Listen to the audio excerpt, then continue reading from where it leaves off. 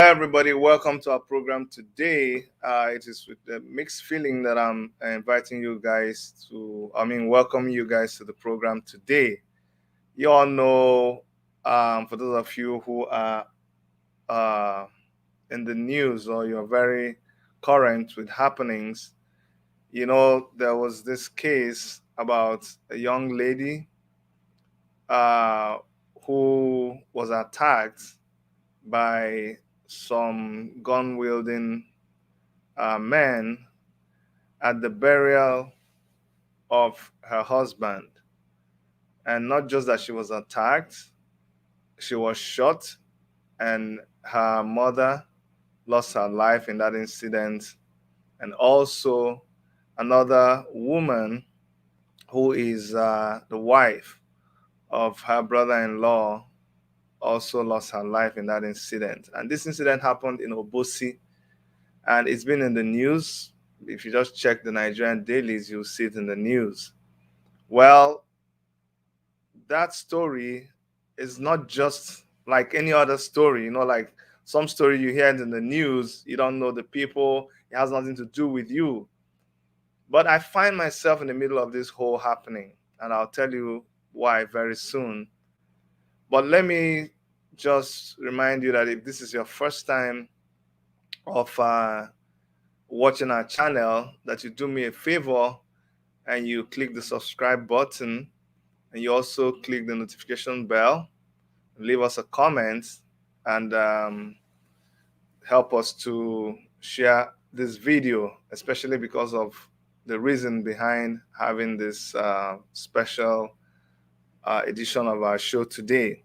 So like I was telling you, I find myself in the middle of this whole thing because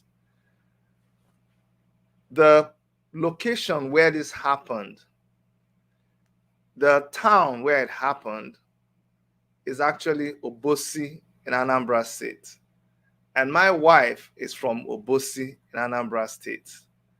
Now, the people who suffered this great injustice, the lady who by God's grace escaped with her life just by a very, very close call to death, but she escaped with her life. The lady happens to come from my village, which is Ozalla, in Nkanu West local government area of Enugu State.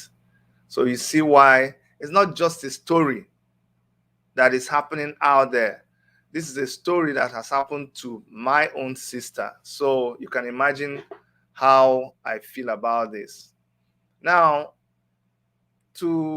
what we're here to do today is very simple. Today we want to discuss about this thing that happened. You're going to hear first-hand information so you understand the truth. Today you're going to hear the truth about what happened, because stories get twisted out there because they are told by people who don't have any connection to the story.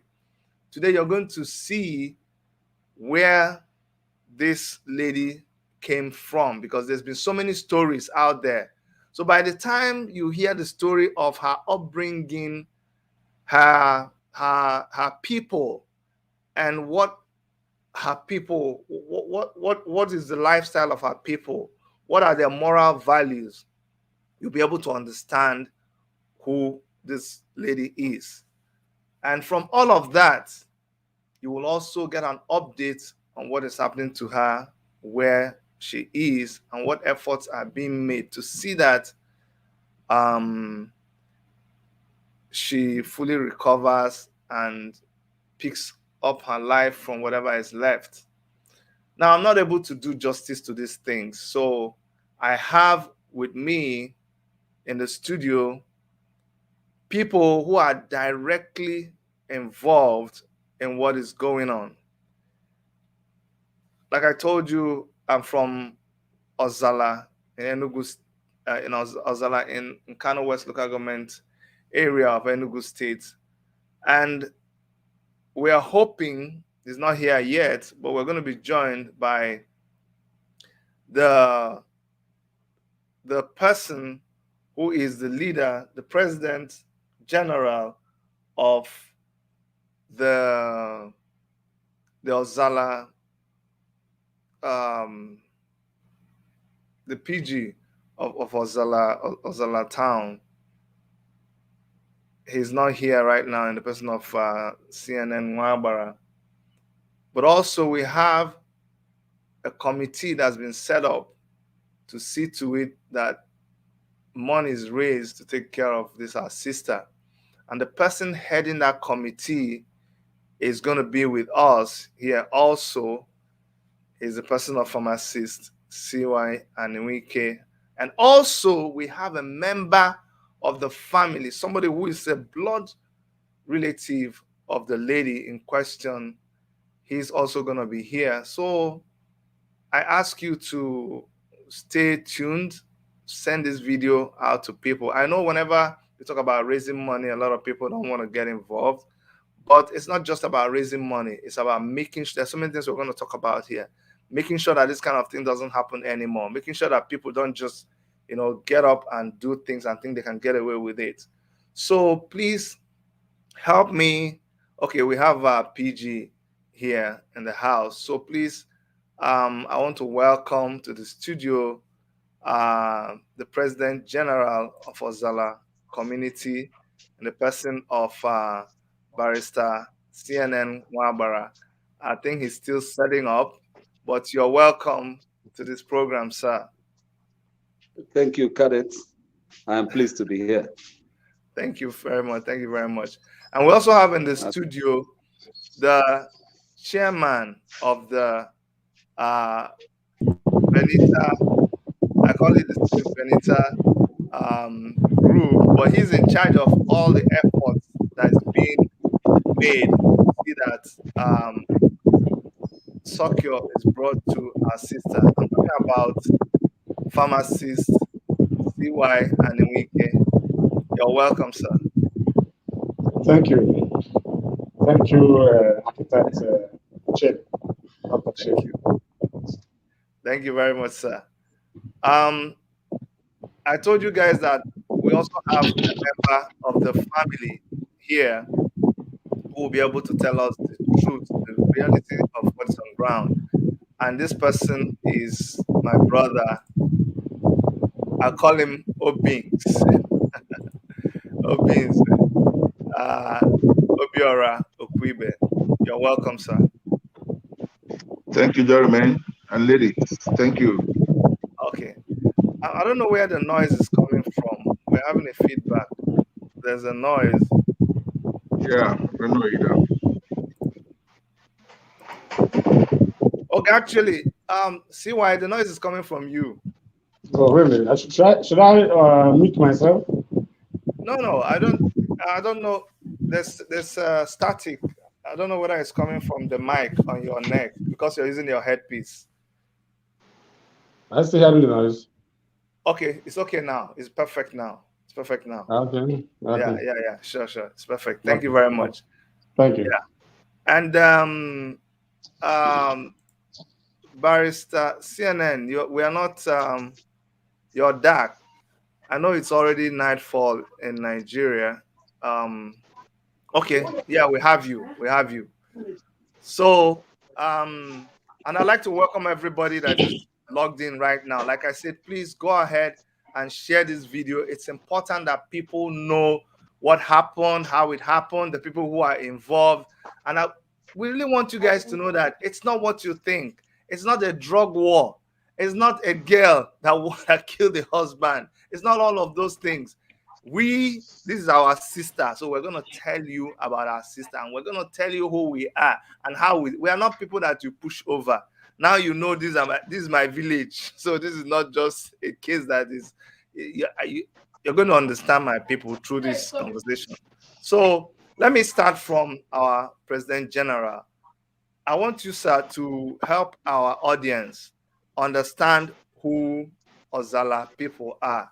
A lot of people will be hearing about Ozalla. Where is Ozalla? What is it that Ozalla people are known for? So can you help us locate Ozalla and help people understand what Ozalla people are like? Who are we?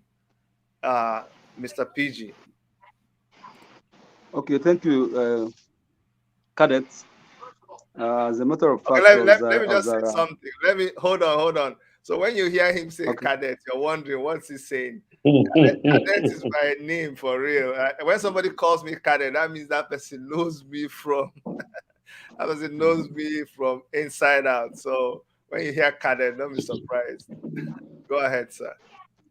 Yes, as a matter of fact, to the best of my knowledge, Ozalla is a natural creation, and which is by coincidence and by the special grace of God, is located in one of the most important areas within Nkanu area.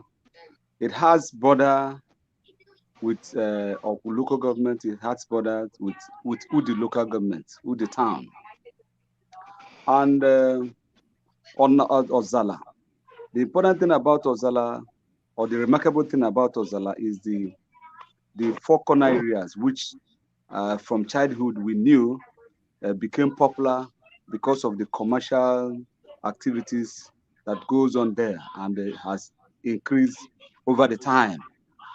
Well, Ozalla is blessed with this location, and Ozalla is blessed with men and women of goodwill, men and women that has traversed every area of human endeavor, and men who are successful in all they are doing, and many are coming up.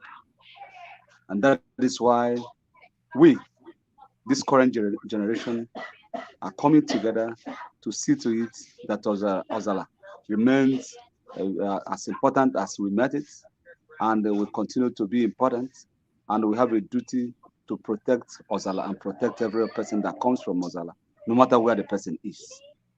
Now, Thank you. see, whether you like it or not, and these are not things that people are responsible for. You didn't choose where you were born into. And so some of us have found ourselves born into a town that is known for something very terrible. You know, there are some villages or towns that when you mention their name, people will say, oh my God, if that person enters your house, you should kill the person. If the person enters your house with a snake, you should kill the person and leave the snake. And when you get born into that kind of a place, what can you do? You inherit that kind of bad name. For Ozalla, is there anything like that people know Ozalla for? What is it that people really know when the people hear about Ozalla, or when they talk about Ozalla elsewhere? What is it that people attribute to Ozalla? Well, what I know about Ozalla people is their hospitality. Ozalla people are highly hospitable, and that is why we accommodate people who are not on the phone. That is why we accommodate people who are not from Ozalla, and that is why currently you see so many people who are not from Ozalla living in Ozalla, and that is why you still see we as Ozalla haven't given a land to UNTH where they built a hospital, and so many from other places comes to Ozalla for one thing or the other, and nobody, I stand to be corrected, nobody has ever said that he found Ozalla unhospitable. All right. So we are known for our hospitality. I'm going to come back to you later. Let me go over to our brother Obi Okwuibe. Obi, you are a direct relative to our sister Benita. I want you to help us understand exactly what happened. We're going to just, in a brief summary, just tell us exactly for people who just read the news about, but I want to hear it from you. I know I've heard so many versions. I've heard what is the real thing, but hearing it from someone who is a relative would make a difference. Tell us your relationship with Benita and tell us what happened from a family perspective. Hello, everyone. As Mr. Cadet Nwanyanwu has introduced, I'm Obi Okwuibe. And Benita is my niece. She's the daughter of my direct cousin. The father is my late uncle's son. The father is equally late, a long time ago. At a very young age of about 52, thereabouts. The young girl was raised by her mother, who is now late, resulting from the incident of the attack. A poor woman whom all of us supported to raise these children. The incident of 13th of January 2022 left everyone dumbfounded in the family, heartbroken, scared, hopeless, and in dire ravage, I may use the word, to the extent to which that people do no longer value human lives, pouring or spilling blood at will and hoping to walk away, probably without consequences, they will think. Benita is a young girl who got married to the now late husband in 2019. The young man just left school at Esute, Albany, you know, where they met. That's the young man, Oyedika, a young man. They met themselves. He met this young girl at a very young age. They dated for a very long time while the young man lived in Ozalla, attending school at Albany. So when he was through with school, he came forward to the family to formally ask the hand of Benita in marriage. As it is with custom, we requested from our sister, our daughter, to tell us if she's willing. She, of course, agreed.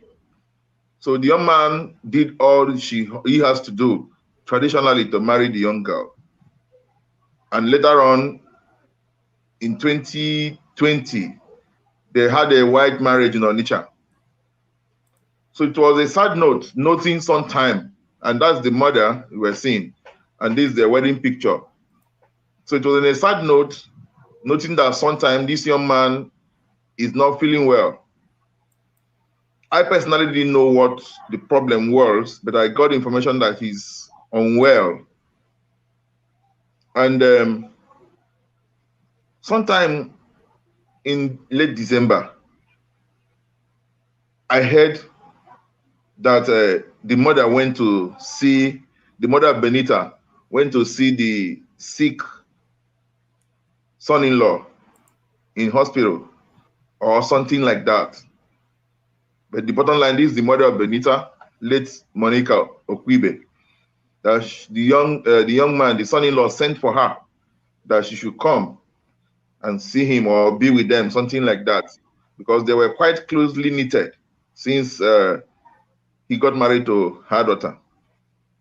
So while she was there was the horrible, sad news of December 5th, either December 5th or December 6th, that the young husband of the daughter, Oyedika, has passed on.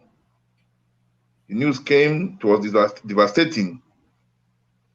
So all of us, as it is customary, we reached out to our daughter to commiserate with her, inquire, briefly what has happened. Of course, information was also same as he has been ill, and he has some brothers in Onitsha because they're from Obosi. Obosi is quite close to Onitsha, so they live in Mpo. So the village is quite close to Onitsha, Obosi, Mpo, just quite close, So he has brothers who are around, and another brother of his who practices herbal medicine or tradomedical stuff.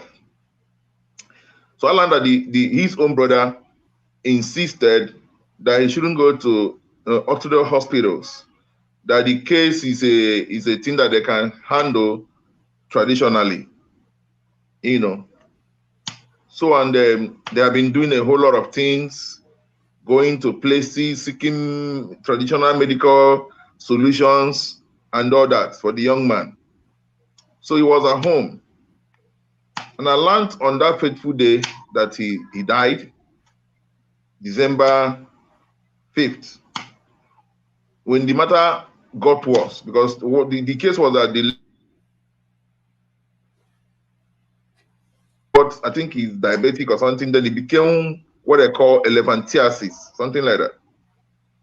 So on that fateful day, in his house in Numpo, where him and the wife live, the case got worse. So from the wife's account, she quickly even called the brother, especially the one that had been helping with his traditional medical, you know, solutions and all that, and his own other older brother. So they told them, okay, they should take him to hospital now, since the case has become critical, and they are coming. So as they were getting to hospital, they themselves, the brothers, arrived the same hospital. They were there when the doctors eventually came to examine the young man, and eventually found out that he was dead. Before the wife, before his own brothers, siblings from the same womb, the doctor pronounced the young man dead. Right from that moment, the younger brother of this man became hostile to the wife, the young wife. She's yet to have any issue. She hasn't got a child. So the younger brother became hostile. And when they now eventually left the hospital and to their village home in Obosi, the young girl had the keys to the apartment where herself and the husband stays. So she wanted to open there and get into the room. One of the younger brothers met her and said, look, you don't have to enter that room. Give me that key. And he took the key from her, you know, and she barred her from entering the room, you know. So even for that reason, they had to stay on the balcony, on the corridors. I think they passed the first night on the corridors before the wife of the late husband's elder brother, another brother now, who live in the same compound, now told her, oh, if they can't let you access this your apartment, please, they cannot be staying outside, given the situation that just befell you. Okay, move to my own apartment. Come and stay with me. So Alant herself and the mother who was with her moved into the other brother-in-law's apartment, being enjoying the sympathy of the wife, and who also helped to keep her or squat her. So I think a couple of times the young man would come and would be harassing her. She has to leave and get out of the place, you know. So eventually she sent the younger brother, I mean Benita now, sent the younger brother to go get the other key, the one that the husband uses in the Mpo house. So the young man got there and got the key and came back. So when he came back, another brother of the same guy, another brother now different from the person who took the first key, came to her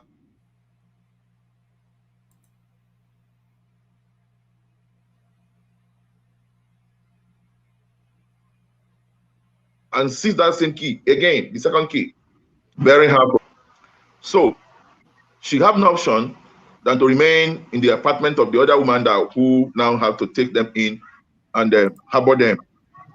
So the message got to us, the family, about what is happening, that the family now summoned her to a meeting, and some of the brothers are now asking her that they should tell them what happened to their brother.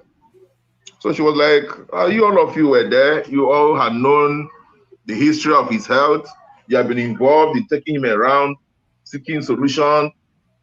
I mean, nothing else happened to him, you know, than that I know, other than the same thing all of you know that have been the problem. You know, there's someone him first, the young man died on a Monday. There's someone him for a meeting on the Tuesday, and another one on Thursday. Still, but then Alan, the eldest brother of the family, was also warning the younger ones. Look, why are you accusing this young girl? Why are you disturbing this young girl? Leave her. She wouldn't know anything or haven't done or have done anything resulting in our brother's death. You know what? All of you know what happened to our brother. Why? So, you know, the family was kind of divided though. So, but the two younger ones are more aggressive. You know, I think the whole thing is about trying to scare her or accuse her of being behind the husband's death so that they will find a ground to probably chase her away.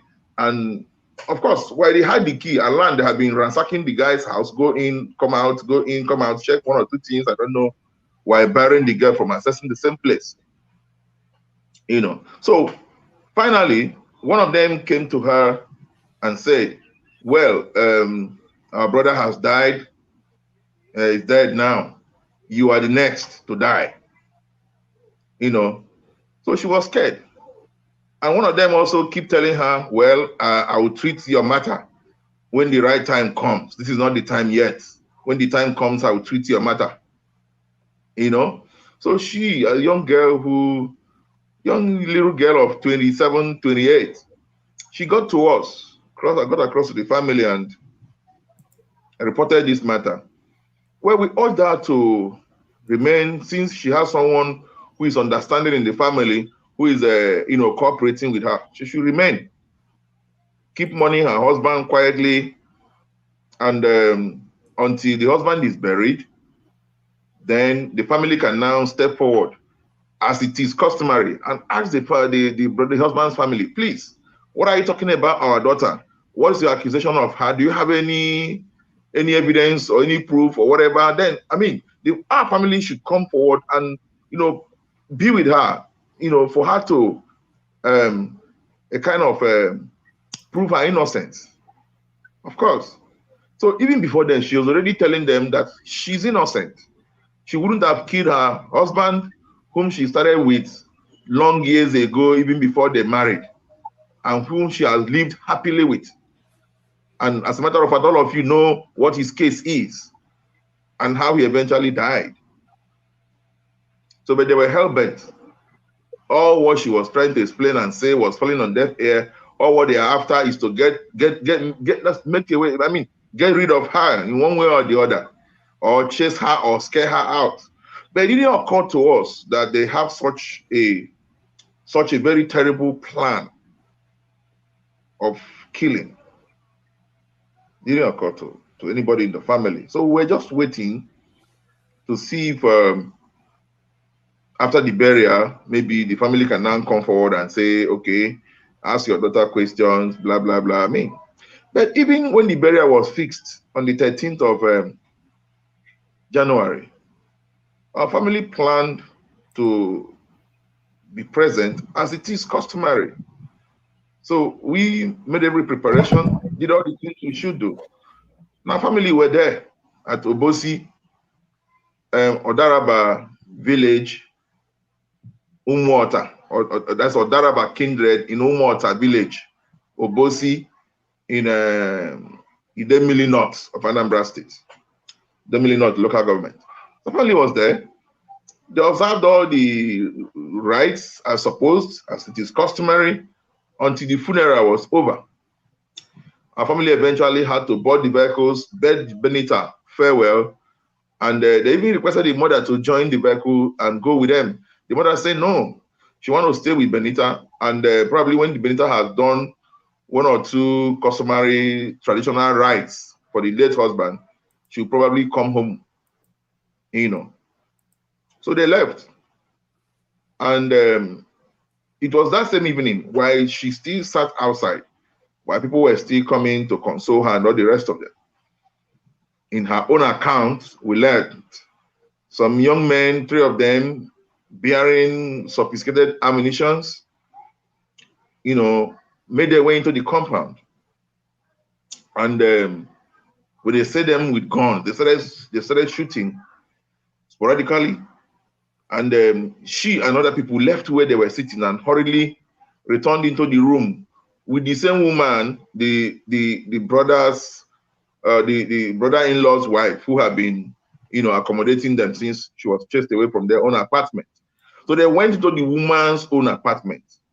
Herself and the mother and the woman and other people ran into that place, and they locked the door and learned, as she narrated. So they were seeing the gunmen from the window. They walked straight to that same apartment where they ran into, and one of them or two of them used their legs to break the door, entered the parlor, ordered everybody to go outside of the house. They left, while as they are coming outside, some other person was out there telling them to lie down. So Benita ran into the kitchen where she hid. Along one of them went for her and found her and dragged her out and brought them out in the compound and told her, everybody to lie down. The mother was there. The brother-in-law's wife, who we now refer to as co-wife, was also there. And the mother lied down. The brother-in-law's wife lied down. So she wanted to lie down. Benita herself, the widow now, wanted to lie down. So along one of the gunmen told her, no, stand, come this side, shift away from the other people. So she stepped aside, standing, and the young man now told the assailant now told her, you have 2 minutes to tell us what happened to our brother. So she started begging them. I said, please, I don't know anything that happened to him. I only know he was sick. Please, I didn't do anything to him. As she was crying and begging them, they opened fire on her. They shot her 2 times. She fell to the ground. And while she was on ground, she noticed that the next thing she was hearing the voice of her own mother begging and saying, please, we don't know anything. Please, please spare us. Please don't shoot. They opened fire on her mother. 2 gunshots. Her mother fell to the ground, and Ireland died instantly. They moved to the other woman who has been accommodating them, the wife to the brother-in-law, that is elder brother to the deceased.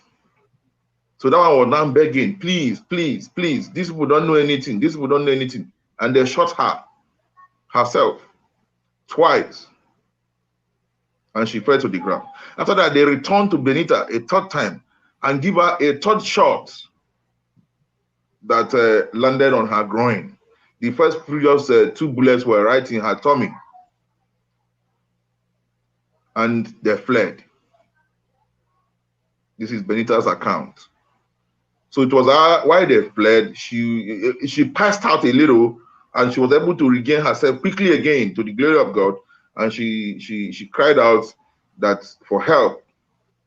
So people ran to her and carried her, evacuated her to a nearby hospital. They were able to resuscitate her there, before moving her out of that place. She already saw the wife of the brother-in-law, the body lying there in the same hospital, lifeless and dead. And she observed that her mother was already dead at the scene of the shooting before she was evacuated to the hospital. So, as it is now, Benita is still in hospital, battling for her life, but to the glory of God, I think her life is no longer under threat of death. She's been resuscitated, she's been stabilized, but she now grown with pains of the bullets, and a whole lot of examination and tests and ultrasound and or whatever have been going on to be sure that she's saved. From what I can hear too, 2 arrests have been made of the key suspects, but one of them, Ireland, is still at large. But police is also in search of him. Thank you. Wow. Thank you so much, my brother. While we were talking, I was just visualizing the whole environment and the kind of trauma that this young girl has had to pass through, right from her husband being sick, going through that period of sickness, then to the husband dying, and then on top of the husband dying, all the accusations and the way they maltreated her, kicked her out of the house. This is another topic for another day. Why that kind of practice is still prevailing in some of our parts of our society. But then to also see your mother killed right before you, and to also see the only person who defended you, also killed. I can imagine what she must have gone through, and then actually experiencing those bullet wounds. It is really something else. Now, we really thank God for her life. And just for the sake of those of you who are tuning in right now, this is a special broadcast we're doing. We're calling it Save Benita, because as we speak, even though by God's grace, Benita has been stabilized, she's no longer hanging on a string. Now she's stabilized, but there are so many things that are involved that cannot be revealed here. So a lot of funds are still needed to be able to bring her to full healing, and also because of the security nature of the situation. There, like I said, I can't talk about them here, but there are so many things that the family and friends are planning to do concerning this case, as you are going to hear. And Ozalla being what it is, I'm not telling you that this is my village. I know how we are. I know the kind of people that we have in our village. This is not the right forum for it, but if it were not, I would have mentioned a lot of names that even you, our listener, probably know, and you'll be shocked that they all come from Ozalla. So Ozalla has people, and there's a way we do things. As soon as this happened, we sprung into action, and a committee was set up to look into this case. Now, the head of that committee, that's the Benita Intervention Committee, is a pharmacist, CY Anyaegbunam, who is here with us. CY, your video is not on. If you could please turn on your video. I'd like you to come and let people know what we have done as a community concerning this situation, and just bring us up to date about what are your plans and what you want how people can come in. Pharmacist CY Anyaegbunam. Thank you very much, Dr. Chidi. And thank you, Pat Okwuibe, for that elaborate disclosure on the events that took place. But I will start by, good evening everybody who's listening, who's watching. I'll start by saying that Benita is not yet out of the woods. Her life is still in danger. Stabilized, yes, but her life is still in danger, and she needs a lot of medical and surgical interventions to be able to completely get out of this. It may take weeks, it may take months. If you have ever seen anybody who had suffered gunshot injury, and hers is beyond just gunshot physical injury. This is a young lady who suffered huge trauma, and part of what we're managing is not just the gunshot injuries and the surgical interventions that are taking place and will continue to take place until she's out of the woods. but also post-traumatic syndrome that she's going through presently. She's extremely traumatized, extremely traumatized. I've had the opportunity of talking with her personally as the head of the BIC, that's Benita Intervention Committee. Actually, the full name for that committee is Benita Medical Intervention Committee. As a background, I like to say that Ozalla as a community has a mantra that one for all and all for one. If anything happens to Ozalla person anywhere in the world, whether it is in Canada or United States of America or Singapore or anywhere within locally or internationally, every other person feels that the same thing that thing has happened to him or her. And that's why when we hear about the Benita story, I think the story broke out a day after the event, and it shook the entire town. It shook the entire town. And we cried out. We felt devastated. We couldn't imagine it. A young lady, just 27 years old, just lost her heartthrob, the love of her life. The Benito relationship. As a matter of fact, the husband lived in our village. The husband lived in Ozalla while he was schooling at a nearby school, Abba and Esut. So you could see that it was a love of two lovebirds, and so you can understand the trauma she's gone through, the trauma she's still going through. The mother gave them love, both the husband and the young lady, before this dastardly event. We have a group called Ozalla Forum. Ozalla Forum is an online association of Ozalla sons and daughters and wives. We were established in 2016, and we've done a lot of interventionist programs and projects in the community. Things like speed bomb, security setup, attention to medical conditions of people, and meeting needs of many people. So when this came, there was a motion that was moved in Ozalla Forum, and it didn't take time before that motion was adopted, and a committee of 13 or so was inaugurated, and I was made the chairman of that committee.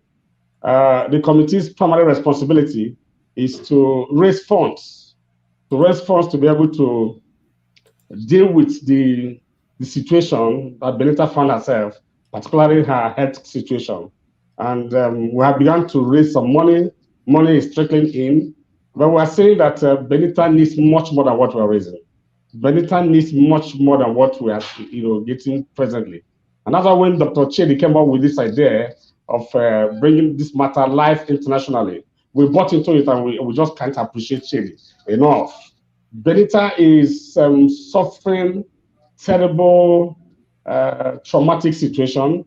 Like I mentioned when I began to speak, when I met with her, she was written in pains, and it hasn't changed. I spoke with her quite a few minutes before this program came online, and she's in pain. And whatever we need to do to make her return to normalcy, we will do. And that's why I'm calling on everybody who is watching and everybody who is listening, that this call for Benita's life to be saved effectively is a major call, is a call to save a life. This young lady abandoned everything about herself and everything about her life and fell into a love relationship. And only for her to be, if you see the picture, I would have shared that picture with you, Chidi, but it's a picture that will need viewers' discretion. Because if you see the leg, as a pharmacist, I know that those legs were gangrenous. They were gangrenous. They were the very terrible, bad leg sores that were allowed to degenerate because the brothers and even one of their sisters, according to her, refused that this guy should seek orthodox medical attention, and they were going to native doctors, and they were worsening the matter. I mean, this guy tells you the number of purulent effusions that were coming out of the husband's legs she was cleaning together with the mother, giving attention and love and emotional, backing to the young man, because of the love they shared. And because from the story, I think there is a superstitious family. And because they believe that it was not a normal sickness, it was caused by somebody, they preferred to go into unorthodox medical attention. And that worsened the situation completely. In fact, I understand from her that it was the guy had accepted to begin to go to the hospital the next day before he now died in the home. That she couldn't believe that he was dead until it was clear and declared in the hospital. So I want to say clearly that this girl has suffered in the hands of these men. I mean, in a natural and real African culture, a woman is not married into a home to the man alone who is her husband. She's actually married into the family. And so all these people that have attacked her and probably almost took her life, but took the life of her mother.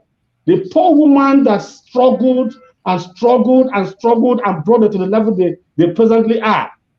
At the time when she was coming to settle down to at least get a benefit, in all labor there is profit.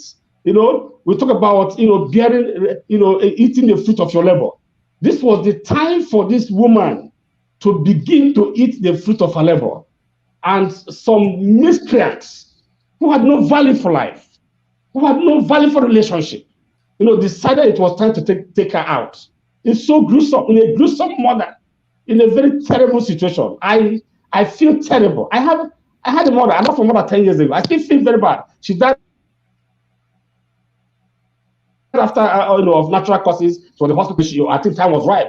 But seeing your mother, your own mother, young woman, die brutally for nothing, absolutely nothing, is quite traumatizing.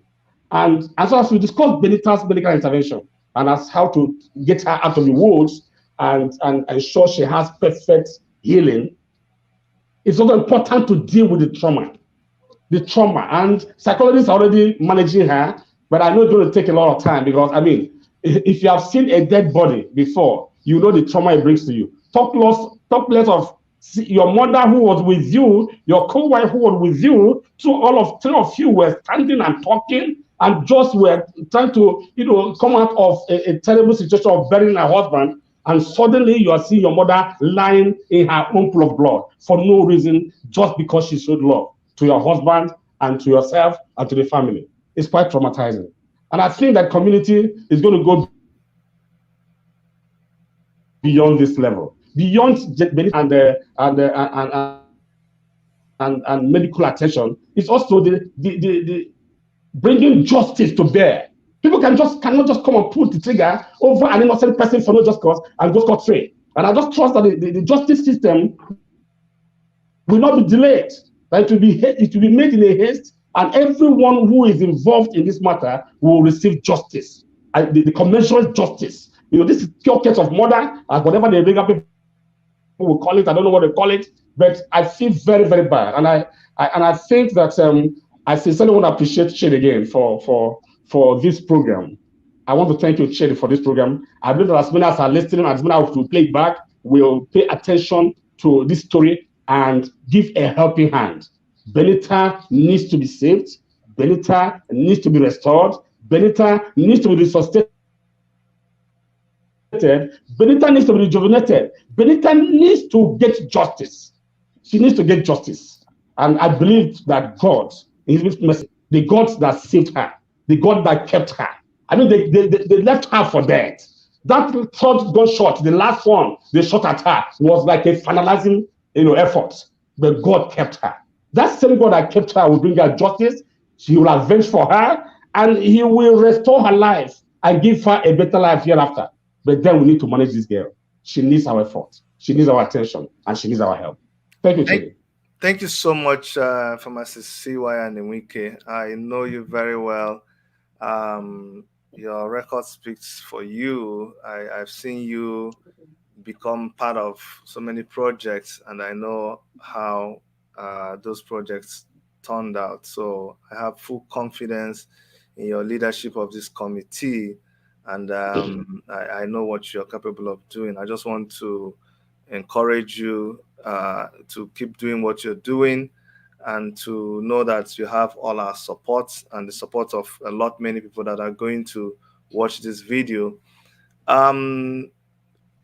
So I'm going to post, because I already have this information, I'm going to post a bank account that your committee already is sharing for people that want to be part of this. But please let us know how people can contribute to these funds that your committee is raising to be able to take care of Benita. Yeah, basically, we are calling for assistance. We're already doing something as a community, as a forum, and all those. But it's looking like a drops of water in an ocean.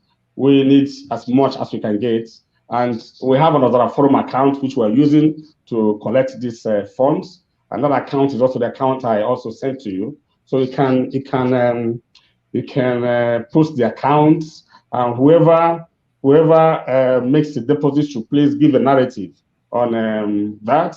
I hope we'll be able to appreciate you, even if we're not able to know who you are, the donors are. We know for sure that God, whose work you are doing by contributing, will. The Bible says that He who sees in secret will reward you openly. So I believe if the anchor of this program posts the account details, you can copy it and then use it to be able to support. Not too big, nothing is too small, but Benita needs to be given a new life. Yeah. Yes, we've just posted. If you look in the comment section, you will see it's a Zenith Bank account. There's a Zenith Bank account 10164255006. Again, Zenith Bank 10164255006. The name of the account is Ozalla Forum, and you can, that's if you want to donate money from Nigeria, that's the direct account that you can donate money into. But they're just asking that you also leave a little comment there, and if you can leave us a phone number or an email, the way that we can contact you, that would be nice. If you also want to reach out to me from wherever you are, my number is there. You can call me either through WhatsApp or through any other means, because maybe you're in a part of the country where you want to know how you can contribute money. You can reach out to me.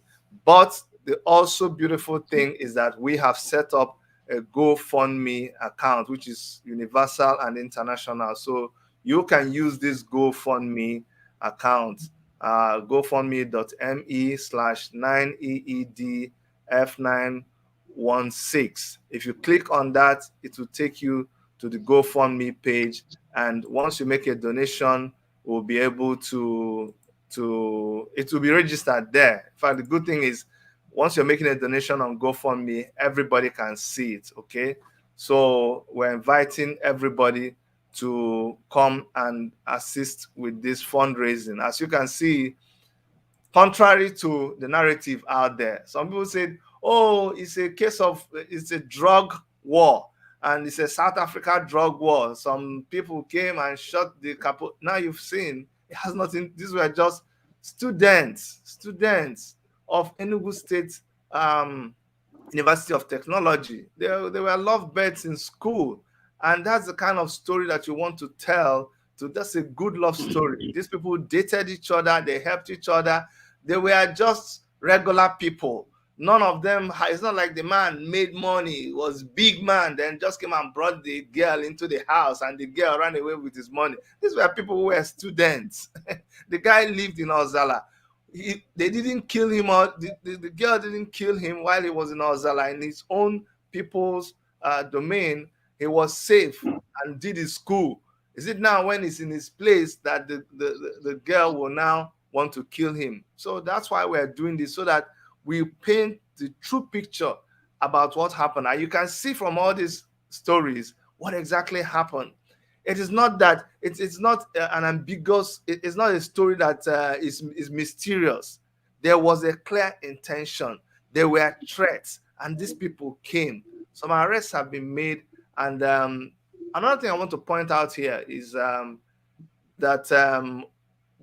our in-laws, which is the Obosi people, they've also been very cooperative, because there's this, people are quick to say, this town is bad. It's not everybody that is bad. We know the people that did this. The law is zooming in on them, and they'll be dealt with. They touched the wrong people, and they will know this in ways that will send a very clear message to other people. And why am I confident in this? I'm confident in this because the President General of Ozalla community is a lawyer himself. So I'm just gonna bring him up to let us know the implications of what these people have done, and how far Ozalla as a community is willing to pursue this case. Mr. PG. Yeah. Once again, cadet, the governor we never had, or by the grace of God, we will still have. Thank you for this effort. God who blesses selfless sacrifices will surely bless you for this. It shows that the Ozalla spirit is running seriously in you, and that is why you have taken your time and effort to organize this, to bring this information to the world, that we are crying out not because we do not know what to do, but because we want the world to hear us. Well, on my part, as the President General of Ozalla Development Union, when the incident happened, we had to, align it or bring it together with other criminalities that has happened to Ozalla and Ozalla people. And quickly, we supported and encouraged the formation of the committee led by pharmacist CY Anyaegbunam. We trust he will deliver. He has always delivered. But on our part, because of this particular incident, and to send a message, like you said, that we cannot be trampled upon, we cannot be easily trampled upon, especially when it has to do with clear violation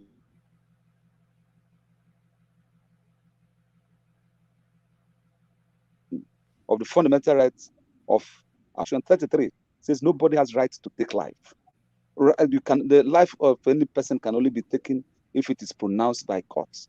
If the court says this person deserves to die, that is the only time it can be taken. So no matter what they feel was wrong with our sister, which obviously was a misconception and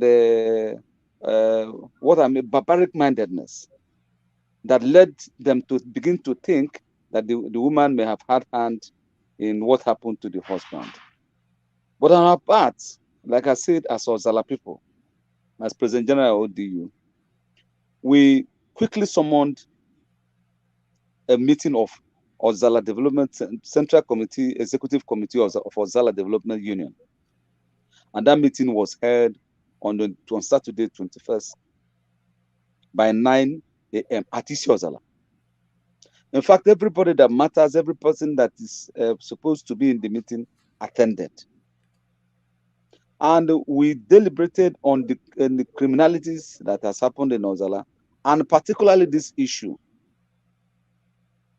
It may also interest you to note that within the same meeting, the elders, the stakeholders of Ozalla, the executives of the Central Executive Committee insisted that we should form another committee, and insisted that I should head the committee as a lawyer. And what is the committee supposed to do? The work of the committee is to liaise with the committee of the committee being headed by pharmacist CY Anyaegbunam to ensure that justice is not truncated as far as Benita's case is concerned. And I have volunteered. I have also made contact with the DPO, and they are quite promising. And I personally, we have followed the matter to where it is pending at State CID Oka, and we are going to do much more. In fact, to tell you how serious we are taking this matter. We have decided that if there is any delay in bringing justice to the fore, if there is any delay in making sure that justice of this case is served, we are going to take the matter to Abuja to force headquarters, and we have made our contact. And by then, moreover, we are not trying to declare war between. We are not war people. We do not fight. We always believe in peace, and we said Obosi people are cooperating, but we want to see justice served. We want to see the end of justice in this matter.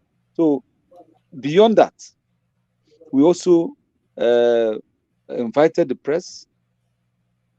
We invited the press. We invited Radio Nigeria. We invited Dream FM, and we invited two newspapers, Vanguard and Sun. And they took note, and they are going to publish this Benita's case. In fact, throughout today, it was on radio. It was in the radio by 6 a.m. in the morning. It was in the radio by 12 p.m. in the afternoon, and it was also in the radio by 3 p.m. in the afternoon, and it was also in the news this evening in the radio. This is something we as Ozalla Development Union is sponsoring to send a signal that nobody can easily trample on us, to tell the world that so much is something we do not like has happened to us, and that if any person is thinking of coming to Ozalla to do anything, that we are equal to the task, and we continue to say we are equal to the task. So I want to thank you. I want to thank CY Anamike. I want to thank Obi Okwuibe for the cooperation. Because the first time I called, he gave me insights, gave me details of what happened, and I took steps. So, and the committee, I was made to head the committee because I'm a lawyer, and by the grace of God, why our brothers at the Ozalla Forum is raising money, we on this part from the side of ODU, we will make sure that we follow up the case and ensure that justice of the case is met. Nothing, it shall never be truncated. That is our stand. Thank you so much, Barrister CNN Nwabara, the President General of Ozalla Development Union. We appreciate you. I see the bold steps that you have taken. It is to your credit that Ozalla is peaceful, it is secure, and I want to thank you and your executive for the prompt steps you've taken to ensure that nobody takes Ozalla for a ride. Thank you very much, sir. Thank you. Okay, now don't forget, if you're joining us now, that this is Save Benita, and we are all trying to rally around our sister who suffered 3 gunshot wounds at the hands of our assailants. They actually left her for dead. She was supposed to be dead. They had killed her mother. They had killed her sister-in-law, the wife of her senior brother-in-law.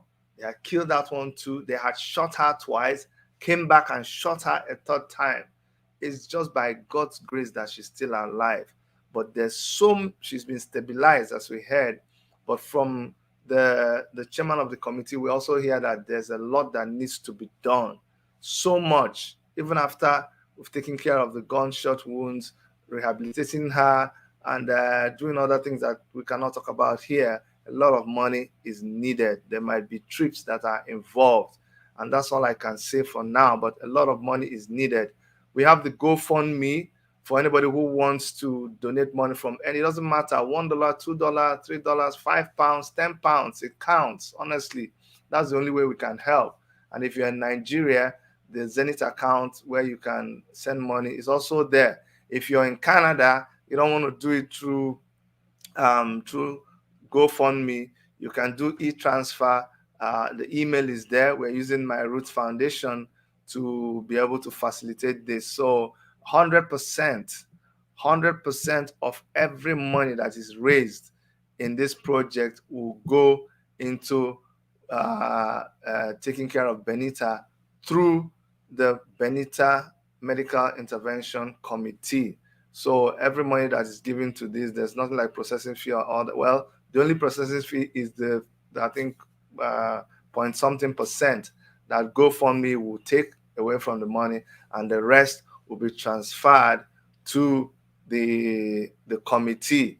And this time around, the good thing about GoFundMe is that you can monitor whatever money is there. We're not going to hide it. If $20 is there, you will see it. If 25, if you donate, you see when you donated.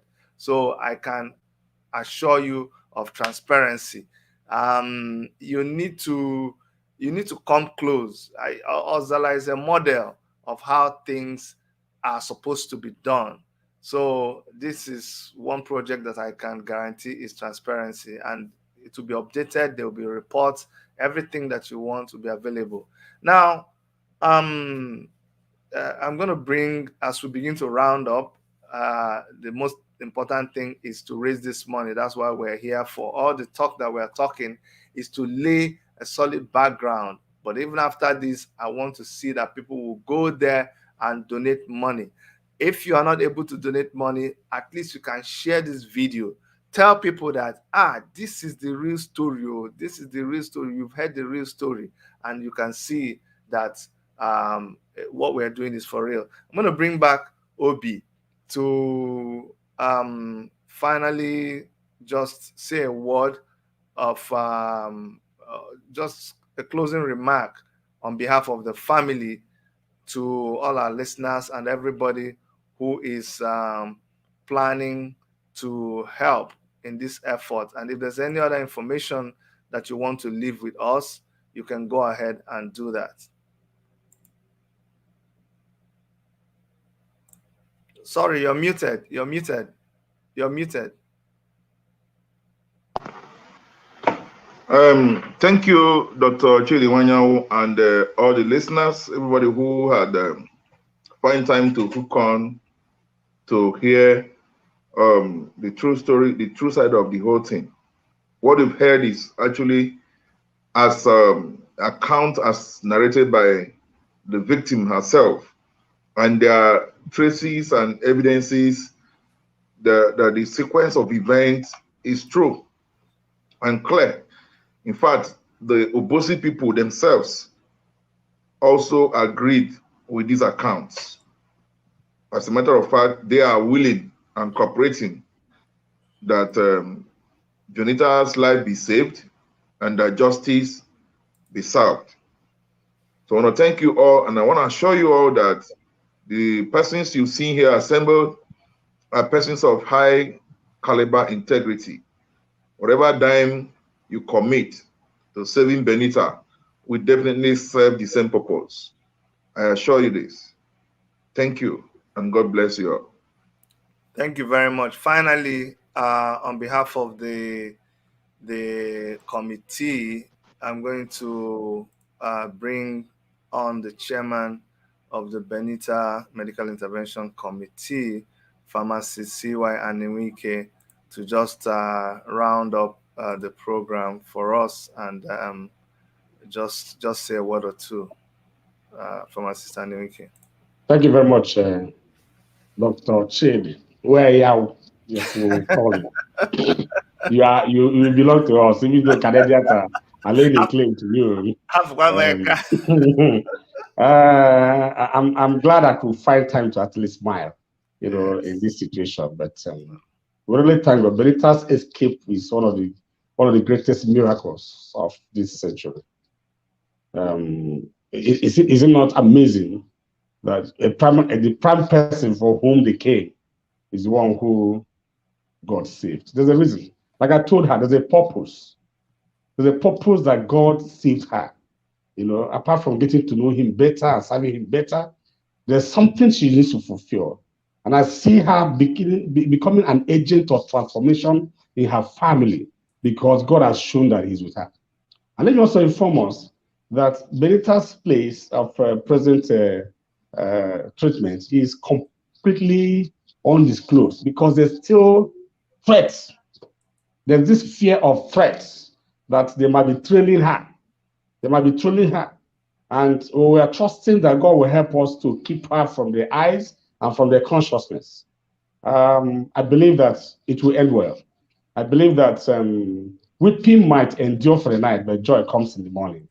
The Lord who saved this young lady is going to give her a future that she never imagined or thought about. For those of us who are willing to donate and those who are not yet made up their mind, I want to encourage you. Sow a seed. The Bible says, do not be weary in well-doing, for in due season you will get a reward if you faint not. I believe that as you sow into the seed, you can see this beautiful lady on the screen. See what she was, beautiful damsel.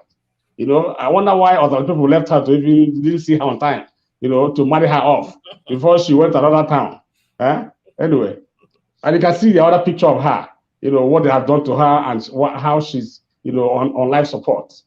But having said this, I want to thank you, Chidi. I want to thank our listeners. I want to thank every person, those who have contributed and those who are going to contribute. And I pray and I trust that beyond bringing Benita to the woods and bringing healing to her body and her physical body, that God will cause also healing to her spiritual body to come, and her emotional and psychological life will be restored. Every trauma the Lord will take away as we meet the needs of this young lady and the young family. And I believe that God is in charge. Thank you again, Obi, for that complete unadulterated rendition of the events that led to this dastardly act. And thank you, my able President General, CNN himself. And I'm sure this channel is a bit better than CNN originally. Thank you for the effort you're making. And I believe that as a lawyer and as legal luminary, that you will see to it that justice is not just seen to be served, but justice must be served in reality. Thank you very much. Listeners, God bless you. Thank you very much. Thank you very much. And to you, our listener, we've made our case very simple, very straightforward. We're just trying to raise money there's nothing we can do about the dead. We have two bodies to bury already. We have our in-law to bury. We have our mother to bury. And God has saved the life of our sister. All we ask is for you to pitch in. There's so many contributions and donations going about everywhere. COVID-19 is not helping matters. Businesses are down. But hey, as long as we're still alive and we're breathing, let's answer to this call to support. All the details are there. We will still post them on our website, it will be on Worship Media, it will be on My Roots Foundation, it will be on all our social media platforms, it will be there. There are some other people that are also making efforts. I am going to also coordinate with all of them. I know Guamnishu is doing something. I know one or two people online are doing something. I'm going to reach out to them to make sure that we are all synchronizing, and I'm going to direct all of them back to the committee, because the committee is set up with a solid structure. I also hear that some of our political leaders are making efforts that we're going to hear about them soon. Everybody's hands is on the table, and I'll encourage you, don't miss this kind of opportunity. Like our brother said, there's a reason why her life was saved. And now that everybody is pitching in and being part of this, I think you should tap into that also. And for all of us in Worship Media, on behalf of Dr. Erica, I want to thank all of you who have been supporting us through the years. Every time we keep calling you, you don't disappoint. You keep coming through for us. Some people already started donating directly into the Nigerian account. So not everybody goes through GoFundMe. I want to thank every one of you who has donated. I want to thank those of you who will still donate after this. Let's do this like we used to do it before. On that note, we're going to come to the end of this broadcast. I want to thank you, and I want to ask that God will come through for all of you whenever you need him, even as you are coming through for us, the Ozalla people, in the case of Benita. Bye, everybody. Bye-bye.